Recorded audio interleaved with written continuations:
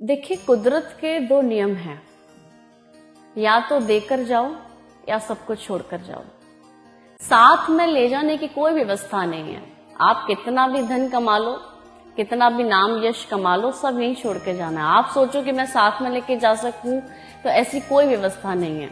दो ही ऑप्शन कुदरत ने हमारे सामने रखे हैं, देकर जाओ या छोड़कर जाओ।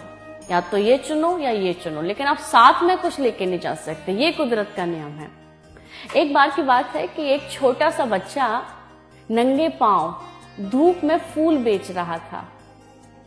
एक सज्जन की दृष्टि उस पर पड़ी। सज्जन ने देखा कि उसके पांव जल रहे हैं। मन में करुणा आ गई।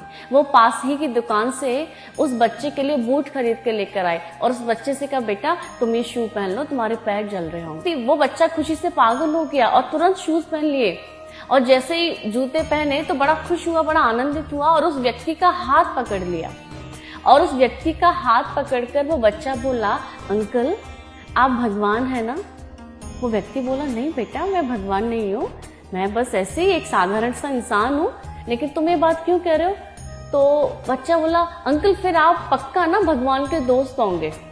वो व्यक्ति बोला, लेकिन कैसे? क्योंकि अंकल आप जानते हैं, कल रात मैंने ना भगवान को प्रार्थना किया था, भगवान से अरदास की थी कि ठाकुर जी मेरे पैर धूप में बहुत जलते हैं, आप मुझे बूट ला के दे दो ना। मैंने कल ही प्रार्थना की थी और देखो आज आप मेरे लिए शू लेकर आ गए। उस व्यक्ति की आंखों में ये सुनकर आंसू आ गए और उस व्यक्ति ने मन में सोचा कि देखो, भगवान का दोस्त बनना ज्यादा मुश्किल नहीं है। जब आप किसी की सहायता करते हैं तो आप श्री ठाकुर जी के मित्र होने का कार्य ही आप कर रहे होते हैं। देखिए, परमात्मा अकेले समर्थ होता है सबकी सहायता करने में। आप ये बात ध्यान रखिए।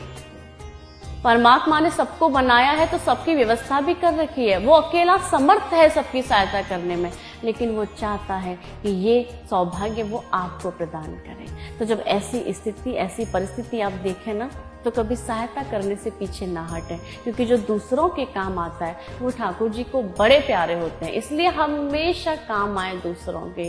ये शरीर परोपकार के लिए बना है। देखिए, नदियां कभी अपना जल नहीं पीती हैं, वृक्ष कभी अपना फल नहीं खाते। एक मानव ही है जो केवल और केवल अपने विषय में सोचता है। तो आपको सेल्फिश नहीं होना है, आपको सबके लिए काम करना है, आपको परोपकार की भावना को लेकर अपना जीवन जीना है।